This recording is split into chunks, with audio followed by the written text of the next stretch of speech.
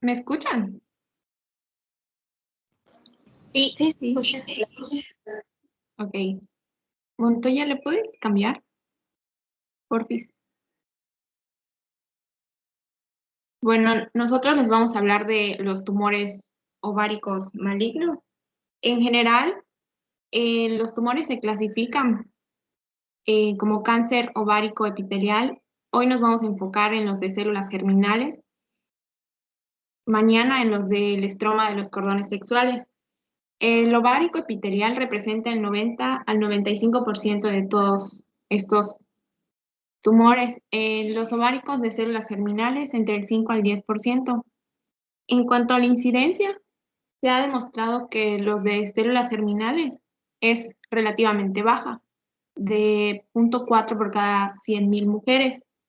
Esto a diferencia del ovárico epitelial, que es de 15,5 por cada 100.000, pero es más elevado que el del estroma de los cordones sexuales, que este es de 0,2 la incidencia. Las tasas han disminuido en un 10% en los últimos 30 años y lo característico de estas neoplasias malignas es que se diagnostican en la infancia y en la adolescencia. Como ya les dije, nos vamos a enfocar en los de células germinales y vamos a ver el disgerminoma, los tumores del saco vitelino y algunos otros. ¿Puedes cambiar, Montoya? En cuanto a los subtipos, el teratoma quístico maduro, o también denominado quiste dermoide, es el más frecuente. Sin embargo, este es benigno y nos vamos a enfocar en los malignos. El que le sigue a este quiste dermoide es el disgerminoma, luego los tumores del saco vitelino, luego los teratomas inmaduros y en menor cantidad otros que son menos comunes. Siguiente. Entre los rasgos típicos de las neoplasias de células germinales a comparación de los de células epiteliales, es que en estos se van a presentar principalmente en la adolescencia o antes de los 30 años. Al diagnóstico, estas neoplasias se van a encontrar en etapa 1, por lo que el pronóstico es muy bueno. La mayoría de estos tumores pues son unilaterales. Sin embargo, si en la histología del tumor es un digerminoma puro, en el 10 al 15% puede ser bilateral. El pronóstico es favorable, ya que estos tumores tienen una alta sensibilidad a la quimioterapia. Siguiente, por favor. En cuanto a los signos, al diagnóstico, en los signos y síntomas, estos van a ser pues muy diversos, porque estos son dados por el crecimiento del tumor y a las hormonas que producen estas neoplasias. El 85% de las pacientes van a tener como síntoma inicial el dolor, esto por el crecimiento rápido del tumor, por la cápsula que los protege, porque se distiende o porque ocurre necrosis o una hemorragia. El 10% va a presentar un cuadro abdominal agudo, ya sea por rotura del quiste, por una torsión o por hemorragia intraperitoneal. En pacientes con una enfermedad ya avanzada de la neoplasia puede haber ascitis. Algunas pacientes van a presentar irregularidades menstruales y se ha demostrado que al menos un cuarto de todas estas pacientes que tienen tumoraciones de células germinales son asintomáticas y estas se descubren por una tumoración pélvica que se encontró en la exploración física o por ecografía, pero pues no que se indicó para eso. En general, vamos a encontrar distensión abdominal, sangrado vaginal, febrícula y molestias abdominales. En cuanto a la anamnesis Las pacientes van a consulta casi un mes después del inicio de estas molestias, ya sea distensión abdominal o cólicos, porque pues suelen confundirlo con la menstruación. Otras pacientes em, recurren por esa causa hasta después de un año y esto se debe a que la mayoría pues no, no, la mayoría tiene ciclos menstruales normales.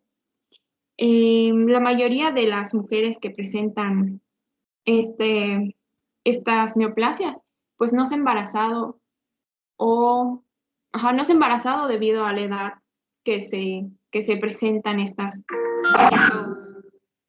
estas neoplasias. Y hay que tener, o sea, tener presente que estos, en pacientes con disgenesia gonadal o alguna malformación en las gónadas, em, tienen un riesgo muy elevado a presentar cáncer. Siguiente, por favor. En cuanto al diagnóstico diferencial, pues estas molestias que ya les había mencionado antes suelen confundirse con la ovulación y los cólicos menstruales. Sin embargo, si la paciente ya tiene más de 20 años y ya tiene inicio de vida sexual activa, podemos descartar, o sea, sí, descartar un embarazo y en las en niñas, pues apendicitis.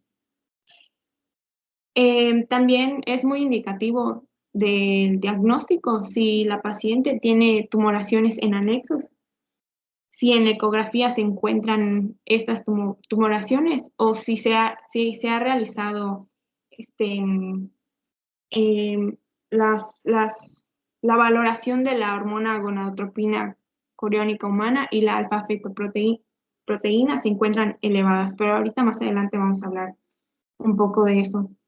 En cuanto a la exploración física, pues se va a encontrar una tumoración palpable al examen pélvico. Aquí hay que tener cuidado en las pacientes que aún no tienen la menarca, porque pueden requerir anestesia para realizarle este examen pélvico. En general, a la exploración física, pues vamos a buscar signos de ascitis, derrame pleural o una organomegalia, además de la tumoración evidente. Uy, regresa Montoya.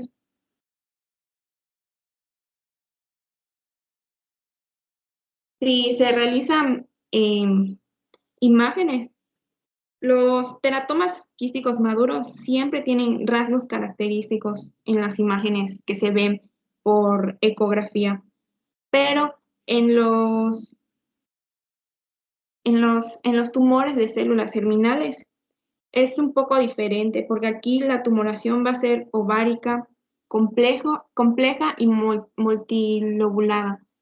A veces puede haber un flujo sanguíneo proveniente de los tabiques fibrovasculares y estos se ven a través del Doppler a color, que estos también indican malignidad. También a veces está indicado una tomografía computarizada y una resonancia para verlos a mejor detalle. Y también se ha demostrado que estos, a pesar de tener un buen pronóstico, pueden hacer metástasis en el pulmón y mediastino, por lo que se recomienda realizar una radiografía de tórax. Siguiente, Mognoya.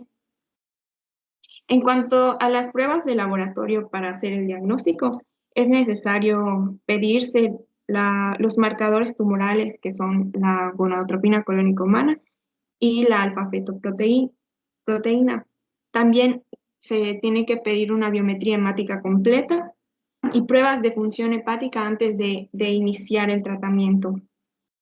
Este cuadrito se los puse porque había una parte en el Williams que mencionaba la importancia de, de, de clasificar el tipo de tumor según la alfa-fetoproteína y y la hormona gonadotropina coriónica humana para ver si es posible mantener o sea, que se extirpe solo un ovario y no los dos, como es en el caso de la disgenesia gonadal, que ahí sí se recomienda retirar los dos ovarios. El tratamiento, pues sí, es la resección quirúrgica y más adelante vamos a ver si hay algunos criterios que se necesitan para la quimioterapia posterior a la extirpación, pero el tratamiento es la resección quirúrgica. Siguiente, Montoya. En cuanto a la participación del médico general, pues las pacientes van a llegar con molestias persistentes o cólicos, dolor. A veces la tumoración pélvica pues va a ser evidente y pues hay que ver que no esté pues embarazada, ¿no? En ese caso de que veamos que, o sea, se descartó el embarazo, se solicita la ecografía y si la ecografía es positiva para una tumoración en el ovario y nuestra paciente pues es joven, hay que solicitarle la concentración sérica de los marcadores tumorales y si estos pues, son elevados, nuestro deber es referir al ginecólogo-oncólogo para que la paciente reciba el tratamiento oportuno y adecuado. En cuanto a la patología, las neoplasias están compuestas por varios tipos tumorales histológicos de distintas células germinales primordiales. Los tumores malignos primitivos de células germinales y los discerminomas y los teratomas de las células, o sea, los quistes dermoides, siempre se van la mayor parte de estos se van a desarrollar pues en las gónadas, pero también se pueden desarrollar en el sistema nervioso central y en el mediastino y en la región retroperitoneal. Estos discerminomas son células, estos neoplasias son células germinales, ¿no? Que tienen un patrón de diferenciación variable. Estas células germinales pueden llevar a un discerminoma y un carcinoma embrionario. El discerminoma es una neoplasia primitiva que no tiene potencial para diferenciarse, a diferencia del carcinoma embrionario, que puede formar estructuras extraembrionarias y estructuras embrionarias, y ahí tenemos a los diferentes tipos de tumores que pueden ser del saco vitelino, un coriocarcinoma no gestacional o un teratoma. En cuanto a la clasificación, en general están divididos en dos grandes grupos, teratomas y los tumores primitivos de células germinales. Ahorita les voy a hablar del discerminoma. Siguiente, Montoya, por favor. El discerminoma representa un tercio de los tumores malignos de células germinales. Su incidencia ha disminuido un 30% y estas se detectan con mayor frecuencia durante el embarazo. Y esto no, o sea, no está relacionado con el embarazo, sino que como las mujeres se embarazan en la edad en donde se presentan estas neoplasias, pues por eso no tiene nada que ver. En general, el 5% de los discerminomas se descubre en pacientes con fenotipo femenino y anomalías cariotípicas en las gónadas, ya sea por un cromosoma Y normal o un anormal. En este grupo de los cromosomas Y normal o anormal se encuentran los pacientes con mosaicismo que presenta el síndrome de Turner y el síndrome de Swyer, que estos síndromes se caracterizan porque las gónadas pues son disgenésicas, o sea, tienen una malformación, ¿no? Y el 40% de estas malformaciones tienen gonadoblastomas. No, o sea, tienen gonadoblastomas que el 40% va a presentar una transformación que puede volverlas malignas. El compromiso ovárico bilateral, como ya se los había dicho, se presenta entre el 15 al 20% de los o sea, en los dos ovarios. En general, el discerminoma en el 50% de las pacientes hay un compromiso macroscópico, es decir, que se ve, o sea, se diferencia, ¿no?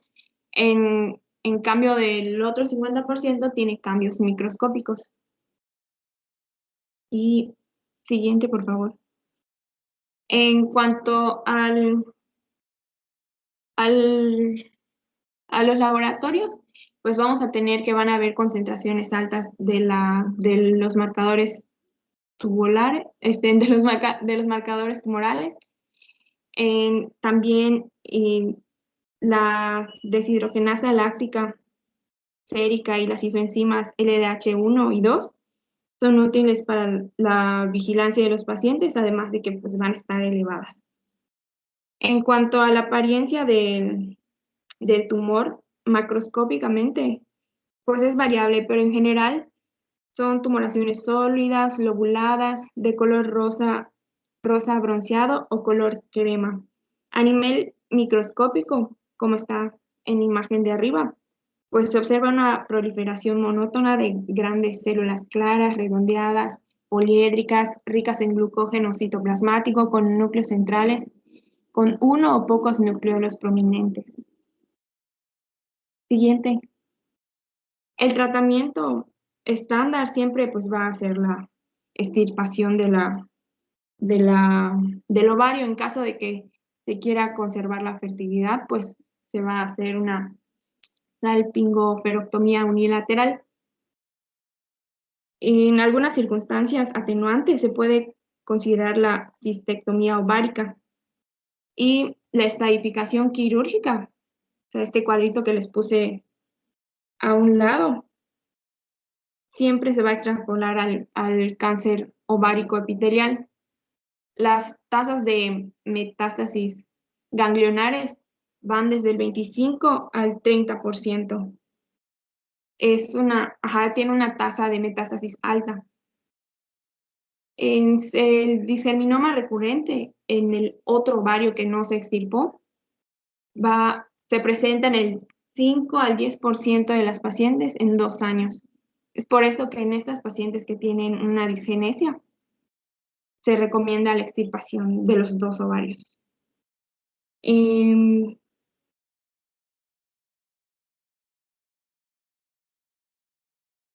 Ya, siguiente.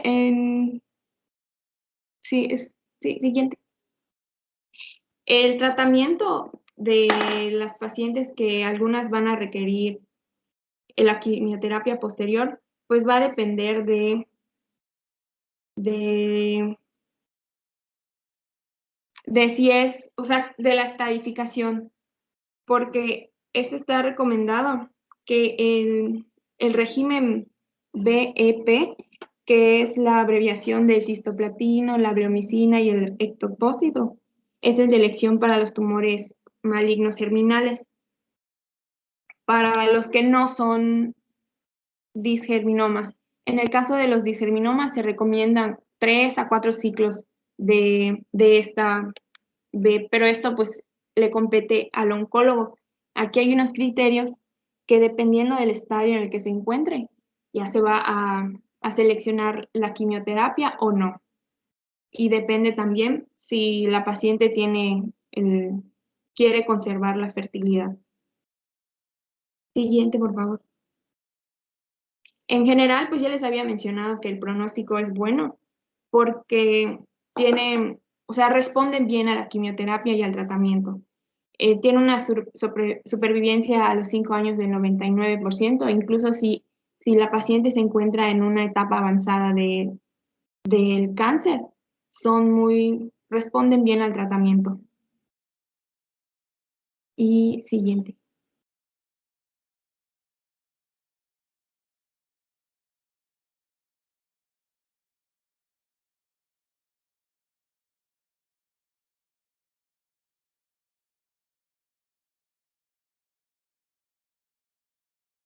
Montoya.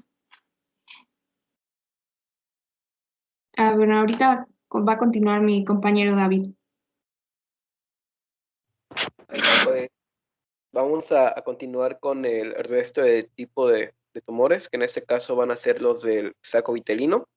Y lo importante de este tipo es que, pues, primeramente y como dato curioso, antiguamente eran conocidos como los tumores del seno endodérmico, pero pues esto ya se hizo la revisión y quedó en desuso. Ahora son los tumores del saco vitelino. Y pues como un poco de epidemiología, representan del 10 al 20% de todos los tumores ováricos malignos de células germinales.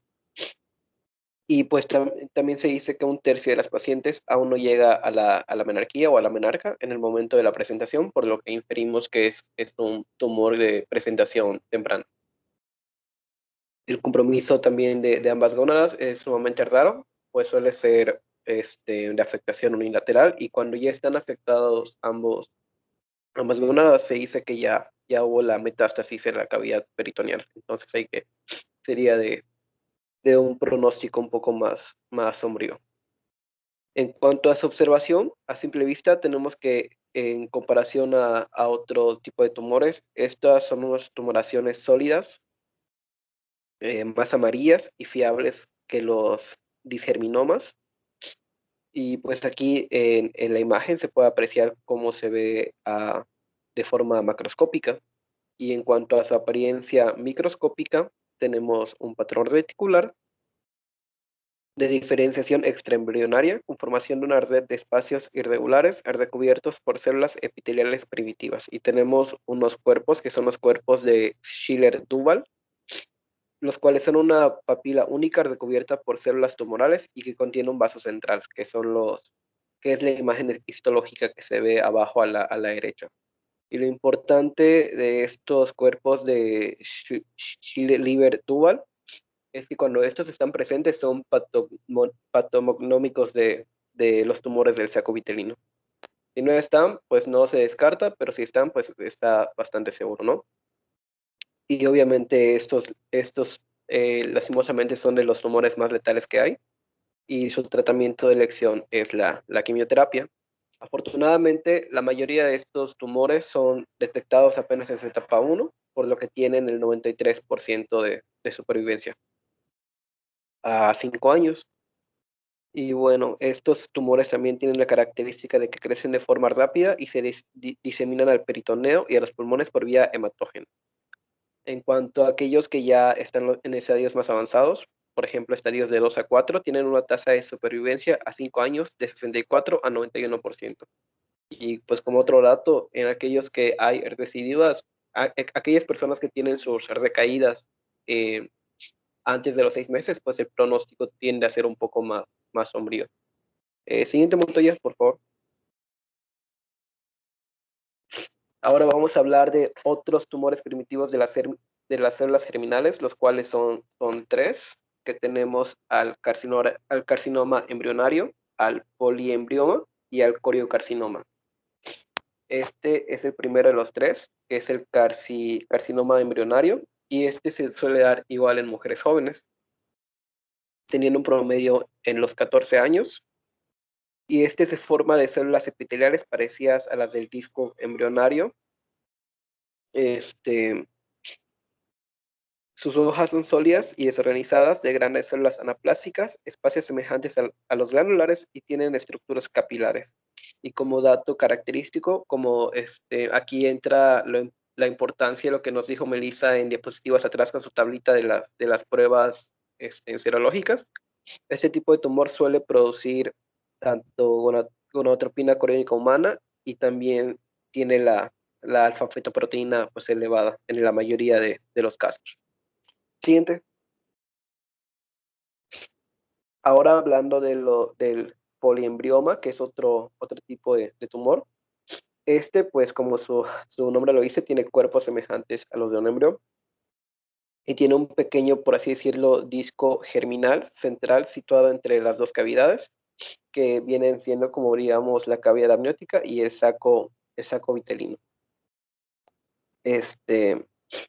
Y este tipo de tumores se dice que es el puente entre los tipos primitivos, que es el disgerminoma, y los diferenciados, que es el teratoma.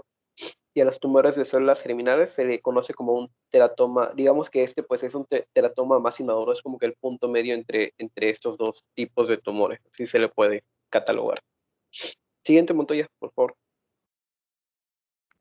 Ahora vamos con el coriocarcinoma, que hablando del primario, es originado de una célula germinal que es similar a un coriocarcinoma gestacional con metástasis ováricas. coriocarcinoma puede ser gestacional o no gestacional y por lo tanto, cuando se da el no gestacional, se dice que tiene un peor pronóstico. Entre esos componentes están que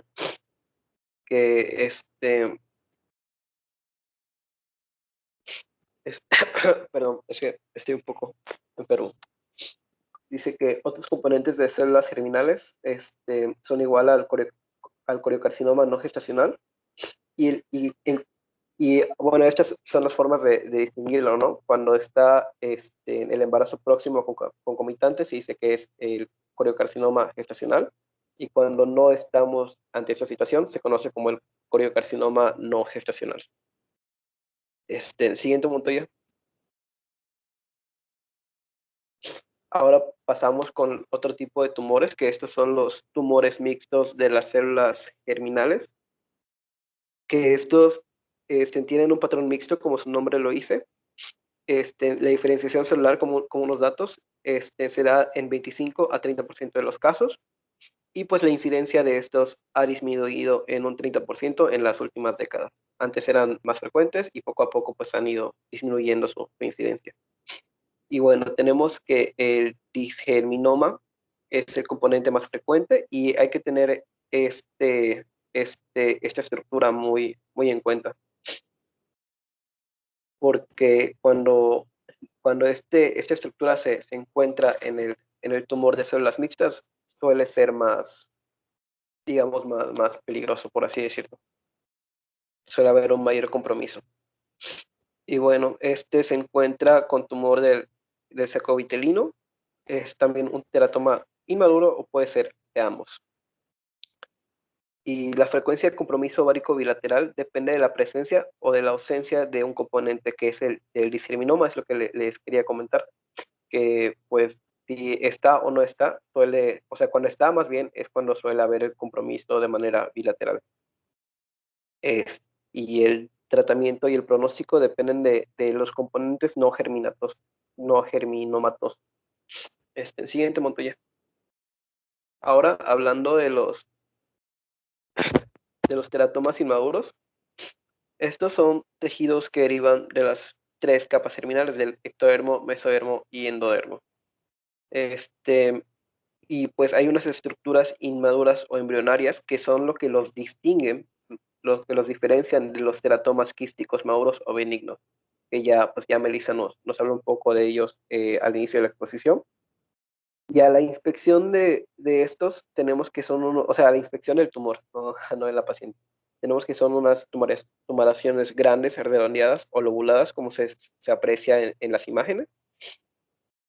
Son de consistencia, pueden ser de consistencia blandos o firmes y perforan la cápsula ovárica y causan invasión local.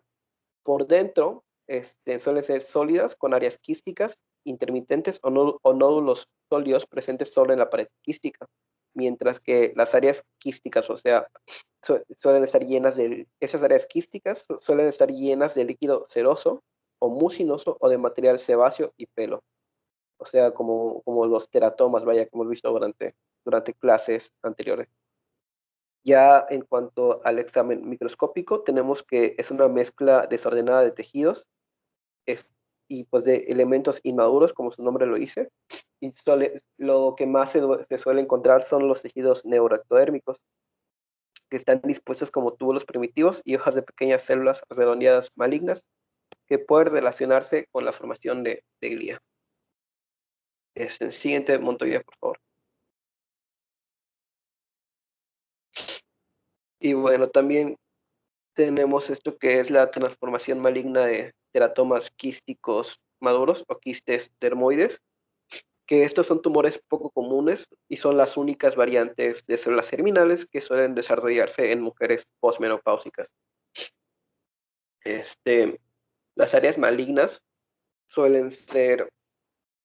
se encuentran como pequeños nódulos en la pared quística o como una tumoración polipoide dentro del adulus después de extirpar todo el teratoma quístico maduro. Y bueno, este carcinoma epidermoide es el tipo más frecuente y el tratamiento es la quimioterapia basada en compuestos de platino, que puede o no tener radiación pélvica, aunque, pues, como podemos, y para que lo puedan ver, es el que se aprecia en la imagen. De hecho, es esa imagen es tomada del Williams. Y pues otro tipo de carcinomas pueden ser los carcinomas vasocelulares, tumores sebáceos, melanomas malignos, adenocarcinomas, sarcomas, tumores neuroectodérmicos, etc. Y ahora pues vamos a pasar como que con el tratamiento de todo lo que de cómo se deben tratar estos tipos de tumores que les acabo de decir. De entrada es muy parecido a lo que nos explicó Melissa en la primera parte. Todos, más bien casi todos en su mayoría son de tratamiento quirúrgico, ya sea por medio de incisión abdominal o por laparoscopía. Y pues, bueno, en caso de la laparoscopía es una alternativa segura y eficaz para mujeres con pequeñas tumoraciones ováricas y enfermedad en etapa 1. También hay que tener en cuenta lo que es la citis, pues esta se evacúa y se envía en muestra para su valoración citológica en busca de que, o sea, para ver si está todo en orden o no. Y en cuanto a los ovarios, se valora el tamaño, si tienen compromiso tumoral, la ardosura capsular, ex- excreciones externas, así como la adhesión que esas suelen tener a estructuras circundantes. Y igual al momento de hacer este tipo de cirugía, como dato importante, no es solo en quitar el tumor y ya, sino que hay que hacer una exploración intencionada de que no haya vestigios o no haya más tumoraciones, o bien no haya signos de metástasis pues en el peritoneo y estructuras adyacentes. Esto de el uso o la salpingectomía unilateral es el tratamiento de elección para aquellas mujeres que desean conservar la fertilidad, mientras que aquellas que ya están satisfechas con su paridad o ya, digamos, ya tienen hijos y todo eso, se opta por la histerectomía con la extirpación pues con la salpingoforectomía bilateral. Y bueno, después de extirpar el ovario afectado por el tumor, se procede a la estadificación quirúrgica por la laparotomía o laparoscopía. Y también es recomendable la cirugía citorreductora para los tumores ováricos malignos de células germinales cuando se encuentra compromiso extenso en la operación inicial. Siguiente, Montoya. La vigilancia es de suma importancia en este tipo de pacientes, como en todo paciente oncológico. Y pues consiste en valoraciones clínicas, radiológicas y serológicas cada 3 meses, durante los primeros 2 años, después de terminar el tratamiento, ya sea tratamiento quirúrgico o tratamiento por quimioterapias. Pues la mayoría de las recaídas, de las recidivas, se dan en este periodo de tiempo. Y bueno, hay pacientes en la que no es necesaria la laparotomía de revisión al final del tratamiento, pero en los cuales sí se debe aplicar son en las que se trataron por teratoma inmaduro o que no se haya extirpado de manera completa, o sea, que haya quedado todavía ahí un vestigio. Siguiente, por.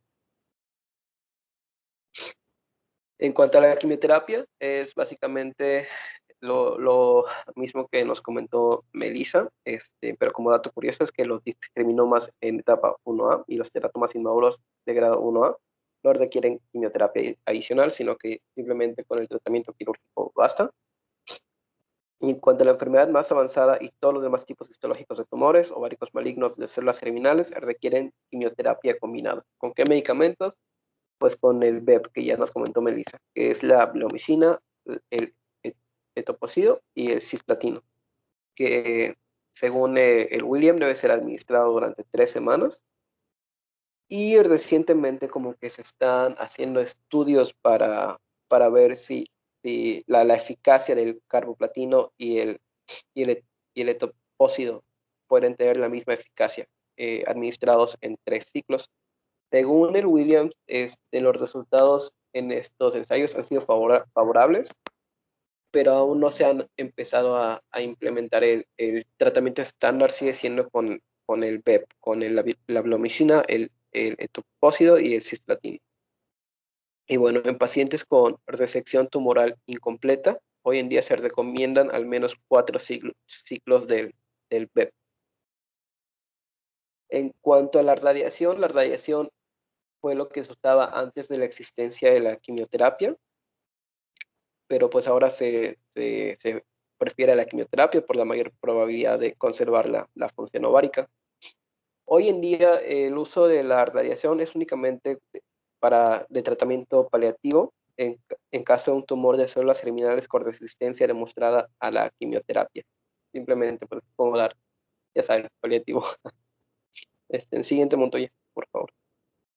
Y ahora, ¿qué hacemos durante el tratamiento durante el embarazo? Pues a las tumoraciones se suelen, se detectan tumoraciones persistentes en los anexos de 1 a 2% de todos los embarazos. Es de manera accidental, vaya, durante la ecografía obstétrica. Y pues también se puede ver por la alfa-fetoproteína elevada que suelen dar varios de estos tumores. En cuanto a los teratomas quísticos maduros o quistes dermoides, un tercio de neoplasias son extirpadas durante el embarazo, o sea, un tercio de estos quistes son extirpados durante el embarazo.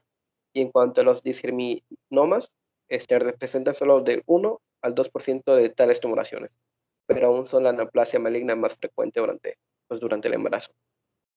Siguiente, Montoya. El tratamiento quirúrgico inicial que incluye estadificación, o sea, el tratamiento quirúrgico es el mismo, tanto para las embarazadas como para las no embarazadas. Se realiza y se manda a estadificar para ver el estadio del tumor. Y en cuanto a los tumores ováricos malignos de células germinales, tienden a crecer por rapidez y es peligroso retrasar el tratamiento hacia el parto, por lo que hay que dar la quimioterapia. El régimen sigue siendo el mismo con el BEP, la biomicina y el cisplatina. Se ha demostrado, bueno, antiguamente había controversias, pero según el Williams ya es seguro de usarlo durante el embarazo.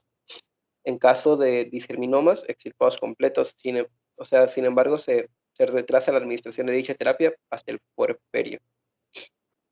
Las neoplasias que son distintas a las disgerminomas y las que no se extirpan completamente ameritan una consideración seria de quimioterapia durante el embarazo.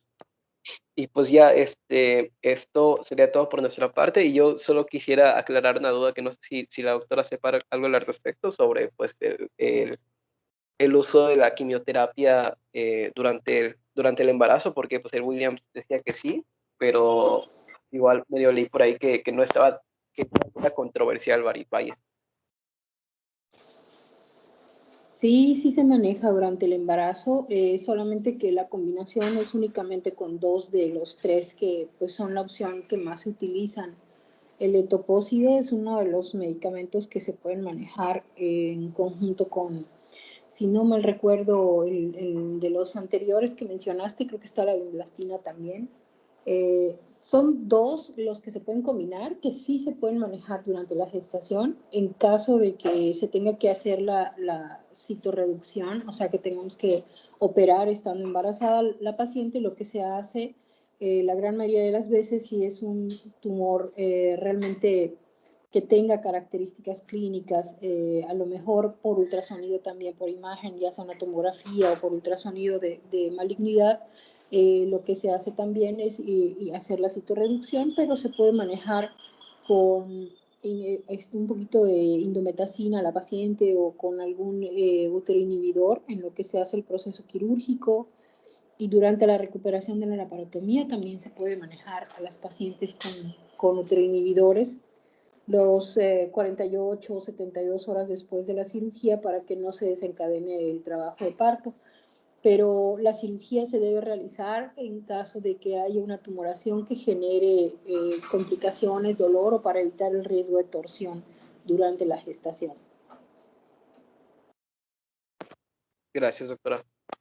Pues no sé si alguien tenga alguna duda, alguna pregunta acerca del tema, algo que quieran preguntar. Sí, yo les había comentado además que el saber o conocer el tipo de células que van a presentar cada una de estas patologías es importante. O sea, el reporte del estudio histopatológico es necesario, sobre todo para saber el manejo posterior de las pacientes. En caso de que no hubiera una gestación, pues bueno, hay que hacer todo el protocolo de estudio pre. Durante la cirugía también se hace una eto. Se tiene que tener disponible a un patólogo para que haga los cortes en el momento de la cirugía, porque en la gran mayoría de las veces la citorreducción es solamente hacer la extirpación de la tumoración ovárica, pero en algunos casos lo que procede es hacer la histerectomía, inclusive con exploración del retroperitoneo para la búsqueda de los ganglios. Por eso es que es importante saber la estirpe histopatológica de la tumoración, y la mayoría de las veces cuando tenemos algún dato certero de malignidad, pues lo ideal es que la cirugía la realice un oncólogo, un gineco-onco o un oncoquirúrgico. Y después la paciente pues sea canalizada con el oncomédico para que pueda iniciarse el tratamiento, ya sea con quimio o con radio, dependiendo también de la estirpe de la tumoración. ¿Alguien quiere preguntar algo? Sí, entonces, acaba de decir que se puede usar la quimioterapia o la radio, pero la radio sí es como dice el libro, que es solo de tratamiento paliativo, o sigue teniendo algún otro uso. No, solo como tratamiento paliativo. Realmente es muy difícil que se pueda manejar como, o sea, de otra forma. La quimioterapia, pues, depende mucho de la estirpe del tumor, es que se maneja la quimio o la radio. En la gran mayoría de los casos pues, responden mejor a la quimioterapia algunos tumores, ¿no? Ok, gracias, doctora.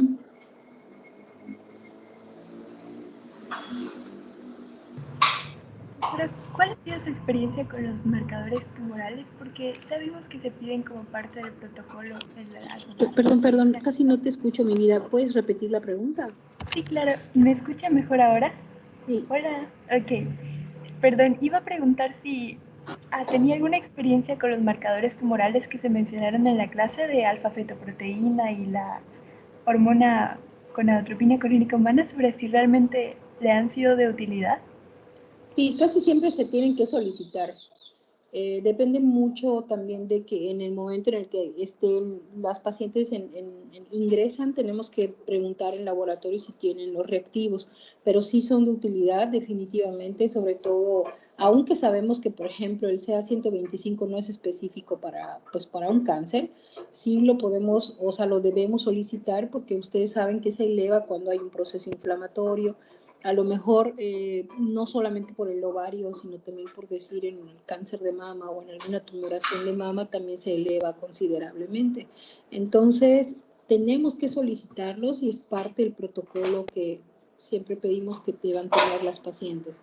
En particular, cuando están en la edad, pues, de frecuencia o dependiendo del tipo de edad y el tipo de tumoración que pueden presentar, ¿no? Entonces, se deben de solicitar los marcadores tumorales dependiendo del tumor que estemos sospechando.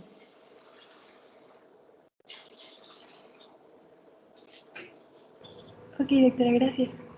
De nada, Diana. Casi siempre pedimos CA125 a todas, y normalmente nos aseguramos que estén los marcadores disponibles, los reactivos, y que nos puedan hacer los marcadores tumorales. Últimamente han habido épocas en donde pues no tenemos los reactivos y los pacientes se tienen que hacer las pruebas o los marcadores en forma externa, pero pues de repente igual nos avisan y nos dicen que sí hay, y entonces pedimos todos los marcadores necesarios.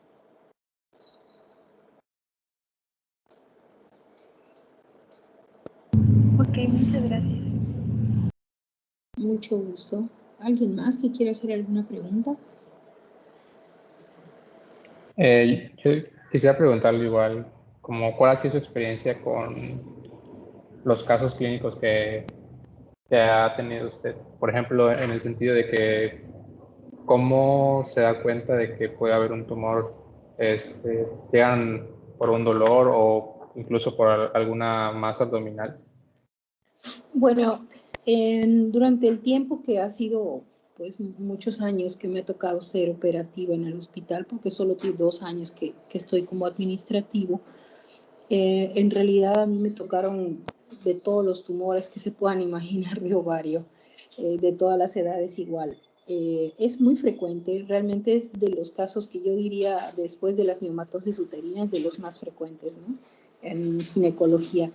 Y la verdad casi siempre llegan con un reporte de ultrasonido y como si fuera un hallazgo porque van por otras cosas, les hacen su ultrasonido y reportan o aparece ahí una tumoración ovárica, ¿no? Lo que nosotros hacemos es corroborar y solicitamos a veces de manera específica que el ultrasonido pues nos mencione las características de estos tumores, no solamente las dimensiones, sino las características. Y pues después de eso lo que hacemos es pedir una tomografía que es mucho más específica, inclusive las...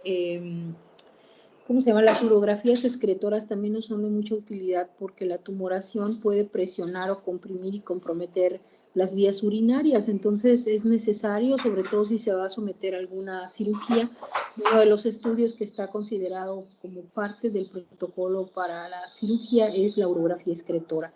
Les pedimos urografía excretora, tomografía y de preferencia si la paciente puede hacerse el estudio, pues le pedimos a veces una resonancia magnética, pero sí es muy frecuente. A mí me ha tocado que llegan la gran mayoría de las veces con un ultrasonido que pues tienen o reportan una tumoración ovárica.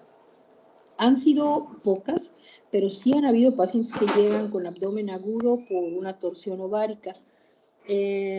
Los primeros diagnósticos que tenemos nosotros en relación a diagnóstico diferencial por el dolor abdominal es apendicitis y embarazo ectópico, ¿no? Entonces, cuando llegan las pacientes con dolor, pues obviamente nosotros preguntamos la fecha de última menstruación, si hay duda de que hubiera un retraso menstrual y de que sospecháramos de un embarazo ectópico, pues solicitamos las pruebas pertinentes, ¿no? Una prueba de embarazo, progesterona sérica, y el ultrasonido realmente es el que nos da el diagnóstico.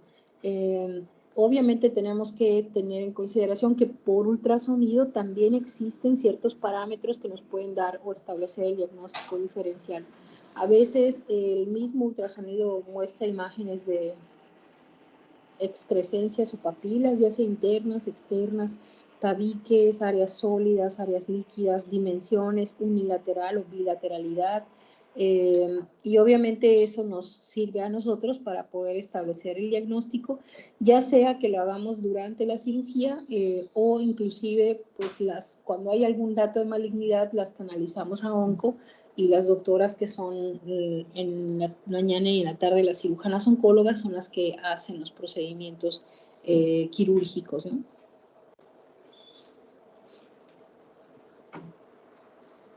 Gracias, doctora. De nada, Rodrigo.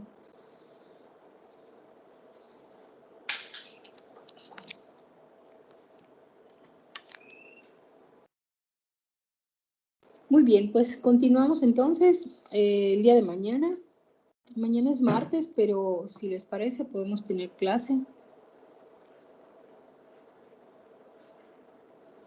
Nos vemos en la siguiente clase. De acuerdo, doctora. Hasta mañana. No, al contrario, nos vemos mañana. Gracias, doctora. Hasta luego. A todos ustedes. Gracias, doctora. ¿Me puede Gracias, decir doctora. su momento, perdón? A ustedes. Gracias, Andrés. Doctora, sigue ahí, Y perdón. vi tu mensaje, mi vida. Muchas gracias. No, al contrario.